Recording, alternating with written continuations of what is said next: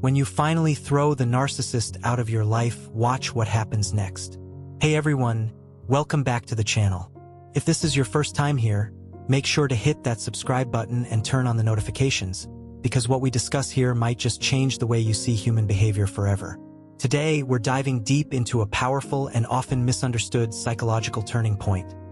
What truly happens inside the narcissist's mind when you finally walk away? Most people think leaving a narcissist is only about personal liberation, about taking your power back and starting to heal. But what if I told you that your silence, your absence, your decision to walk away creates chaos in the narcissist's carefully constructed inner world? You see, when a narcissist loses their source of validation, it's not just an emotional inconvenience, it's a full-scale identity crisis. Psychologists often describe narcissistic supply as the oxygen that keeps their fragile self-image alive. Without it, cracks begin to form in the illusion they've built, forcing them to confront the one thing they fear most: their own emptiness. As experts explain, this loss can trigger a psychological free fall, ranging from rage and denial to desperate attempts to reel you back in through guilt, charm, or emotional manipulation. But this video isn't just about the narcissist's unraveling. It's also about you. Understanding what happens to them gives you the clarity and emotional armor needed to stay firm in your decision to walk away. Because once you see the psychological mechanics behind their reactions, you stop personalizing their pain, you start to understand it. And that understanding is what truly sets you free. So, in this episode, we'll explore the hidden stages a narcissist goes through after losing their supply, the reasons behind their unpredictable behavior, and the psychological strategies you can use to protect your peace and rebuild your strength. Stay with me until the very end, because what you'll learn today might help you never fall into the same trap again. If this resonates with you, don't forget to like the video, share it with someone who needs to hear this message, and let me know in the comments how walking away has changed your perspective. Now, let's begin this journey, because understanding the narcissist is the first step to truly escaping their hold. Impact on the narcissist's inner world. When the person a narcissist depends on for admiration walks away, it is not merely a breakup, it's a psychic implosion. Psychologists describe this moment as an ego collapse, a phenomenon where the narcissist's carefully constructed false self begins to crumble under the weight of abandonment. Behind the grandiose facade lies a fragile identity held together by the constant validation of others. When that source disappears, the narcissist is forced to confront what they have spent their entire life avoiding: their deep sense of inadequacy and shame. This collapse often manifests as panic, rage, or despair, an inner storm born from the sudden realization that the illusion of superiority can no longer be sustained. According to clinical psychologists, this state of emotional collapse is not a sign of true heartbreak or remorse, but rather a response to the narcissist's loss of control. Their pain is not about losing you, it's about losing the reflection of themselves they saw in your admiration. Deprived of that mirror, they feel exposed, small, and humiliated.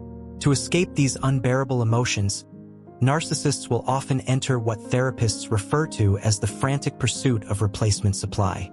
In this stage, they may rush into new relationships, flaunt superficial success, or suddenly become socially active, all to reestablish a sense of importance. But as psychologists point out, this behavior is a form of emotional triage, a desperate attempt to mask the void rather than fill it. Despite their outward bravado, many narcissists experience serious mental health consequences after such a loss. Research in personality pathology shows that these individuals can plunge into episodes of depression, anxiety, or even rage-fueled obsession. The grandiose mask begins to suffocate them, yet they cannot remove it. The more they try to project confidence, the deeper their internal chaos grows. And because narcissists rarely seek genuine therapy, preferring to maintain the illusion of control, this internal collapse often festers, transforming into chronic emotional instability and psychological exhaustion. Practical realities for the narcissist. The narcissist's external world tends to unravel alongside their inner one. Once the person who anchored their social narrative leaves, cracks begin to appear in their public image.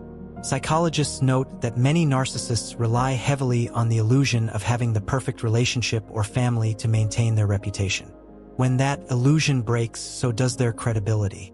Their manipulative tendencies become visible to friends, family, or colleagues, leading to social alienation. What was once admiration turns into suspicion, and the narcissist finds themselves increasingly isolated. A terrifying reality for someone whose sense of self depends entirely on external validation. This inner instability often bleeds into professional life. Clinical observations suggest that when a narcissist's emotional equilibrium is disturbed, their work relationships suffer. They may become irritable, erratic, or impulsive, engaging in power struggles with colleagues or superiors. Such behavior can lead to damaged reputations, lost opportunities, or even career collapse. Beneath their drive for control lies a deep fear of exposure, of being seen as ordinary or, worse, inadequate. And when that fear is triggered, self-sabotage follows like clockwork. In more complex situations, especially those involving shared assets or children, the narcissist's loss of control may manifest through vindictive legal or financial battles. Psychologists call this the revenge phase, where the narcissist seeks to reassert dominance by prolonging conflict. For the victim, this can be one of the most emotionally taxing stages. Experts emphasize the importance of setting firm boundaries, documenting all interactions, and seeking both legal and emotional support. Because what the narcissist seeks now is not reconciliation, it's power. Understanding narcissistic dependency.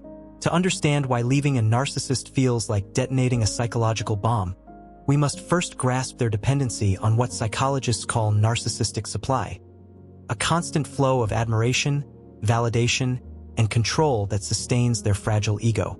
A narcissist's sense of self is externally constructed. They survive by feeding on the emotional energy of others. Every compliment, every reaction, every tear you shed reinforces their delusion of superiority. When that supply is suddenly cut off, it's akin to depriving an addict of their drug. Withdrawal sets in, and chaos soon follows. This dependency explains why narcissists are often so controlling.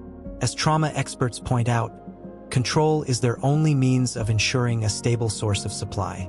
By manipulating your emotions, whether through love bombing, guilt, or gaslighting, they maintain dominance and security. But this control is parasitic, not mutual.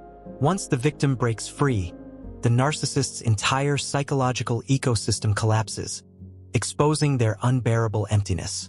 The initial narcissistic response: disbelief and defiance. When you walk away, the narcissist's first reaction is disbelief. Psychologists liken this to narcissistic injury, a deep wound to the ego that triggers defensive rage and denial. They cannot comprehend being rejected because in their worldview, they are the prize, the center of every orbit.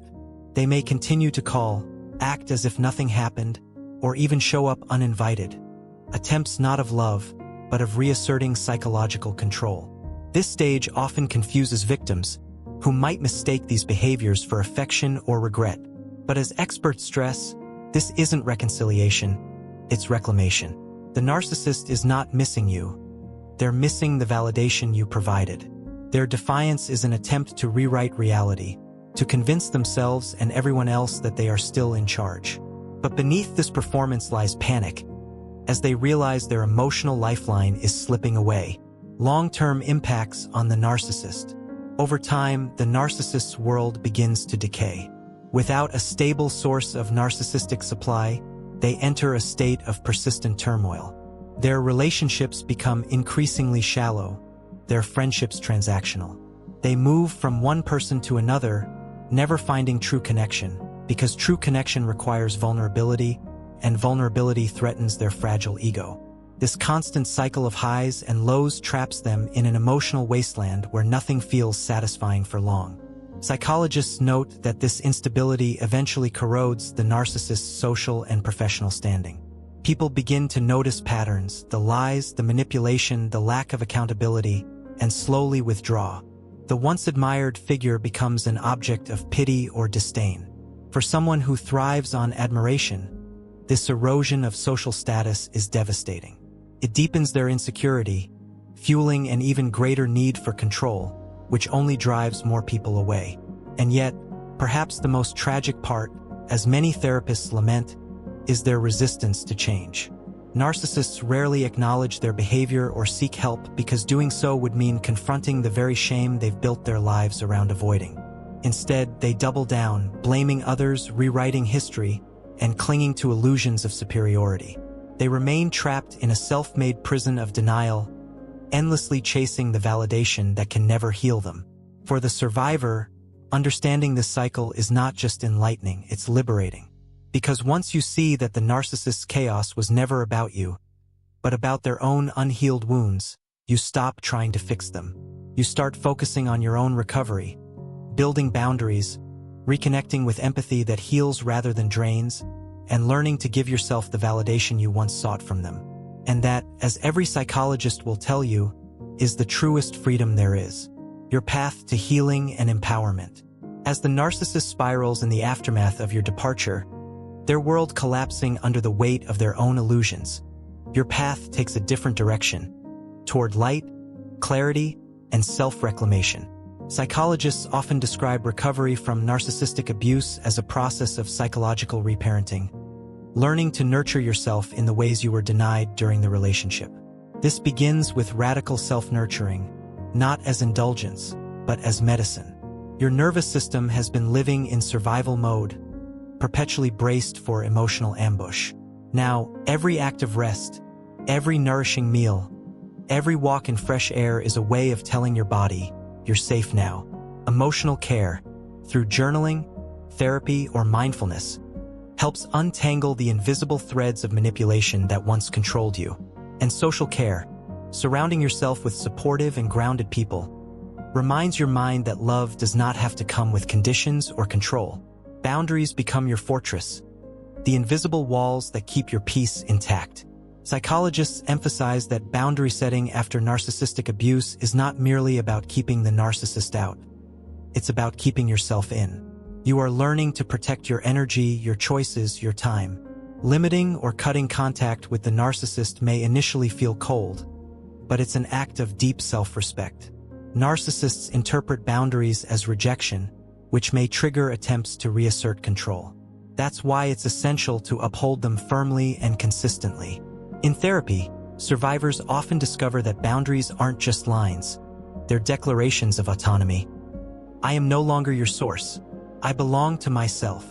Working with a trauma-informed therapist can be transformative. Narcissistic abuse leaves behind cognitive dissonance. Your mind trapped between love and betrayal, compassion and confusion. A skilled therapist helps bridge these fractures, rebuilding a stable sense of self-worth. Many psychologists highlight that healing involves deprogramming, replacing the internalized voice of the narcissist, the one that told you you were never enough, with your own compassionate truth. Over time, therapy helps survivors stop seeking external validation and start nurturing intrinsic confidence and calm. Rediscovering your identity becomes a sacred act of defiance. Narcissistic relationships drain your sense of self until you become a reflection of their desires, not your own. Now is the time to reclaim what was stolen. Explore the hobbies that once made you feel alive, reconnect with friends who see you clearly, and pursue passions that affirm your independence. According to psychologists, this process rebuilds neural pathways associated with joy and autonomy, literally rewiring your brain away from dependency and toward freedom. Knowledge, too, becomes a shield. Understanding the mechanisms of narcissistic behavior, gaslighting, projection, love bombing, turns confusion into clarity. Education transforms pain into pattern recognition, and with it comes power. Psychologists often say that awareness is the end of manipulation. Once you can name the tactics, they lose their ability to control you. Finally, connection heals what isolation once destroyed. Support groups, whether online or in person, create safe spaces where survivors share their stories without judgment. Hearing others articulate experiences that mirror your own validates your reality and reduces the shame narcissistic abuse instills. According to trauma researchers, community restores what narcissism erodes: trust. And in that trust, healing accelerates. Emotional turmoil and manipulation. When the narcissist feels abandoned, their inner world becomes a battlefield. Deprived of control, they oscillate between rage and despair. Psychologists describe this as narcissistic rage, a defense mechanism born from the terror of exposure. Without your attention to regulate their ego, their emotions spiral into chaos. To regain stability, they reach for their most familiar weapon: manipulation. At first, it may appear as sorrow or confusion, messages that tug at guilt, pleas that sound sincere. But beneath this lies a darker intent. Narcissists are masters of emotional blackmail. They sense the empathy of their former partners like a radar scanning for weakness. They may remind you of promises, use shared memories as bait, or hint that you've ruined their life, all in an attempt to reclaim psychological control. Psychologists explain this as projective identification. They project their own pain onto you and manipulate you into feeling responsible for it. To resist this, therapists advise cultivating emotional detachment. This doesn't mean becoming cold or indifferent. It means seeing manipulation as data, not dialogue. When you detach, you stop reacting, you start observing. You recognize the guilt trips, the sudden accidents, the emotional outbursts for what they are, attempts to pull you back into the dance. Remember, their goal is not reconciliation, it's regulation. You were their emotional stabilizer. Without you, they unravel, and in their panic, they try to make you responsible for their healing. But you are not their therapist. You are not their cure. You are their former mirror, and that mirror is no longer theirs to look into. Reconciliation efforts, the return of the mask. Eventually, many narcissists initiate what psychologists refer to as the hoovering phase, an attempt to suck you back into the relationship. They may arrive cloaked in remorse, bearing gifts, poetic apologies, or declarations of undying love. This is not change, it's strategy. Narcissists understand the emotional terrain of their victims intimately. They know what words once disarmed you, what gestures melted your defenses, and they use them with surgical precision. This stage, often called love bombing 2.0, is especially dangerous. Psychologists caution that this renewed affection is rarely about reconnection. It's about reestablishing dominance. They are testing whether they still have emotional access to you. Once that access is confirmed, the cycle of control resumes. The affection fades, criticism returns, and the abuse deepens. Each time more covert, more manipulative, more psychologically binding. Survivors who return during this phase often do so because of unresolved trauma bonds. These bonds form through intermittent reinforcement, periods of love and cruelty that condition the brain to equate abuse with affection. Breaking this cycle requires conscious effort and, often, therapeutic intervention. Trauma specialists emphasize that recognizing love bombing for what it is, a manipulation, not redemption, is the key to freedom. Healing means understanding that closure will never come from the narcissist's mouth. It comes from your decision to no longer need it. The final chapter, freedom and renewal. Breaking free from a narcissist's grip is not just an act of escape, it's an act of rebirth. As psychologists often remind survivors, recovery is not linear. It is cyclical, layered, and deeply transformative. Each boundary you hold, each tear you release, each truth you name brings you closer to a life defined by self-respect rather than survival.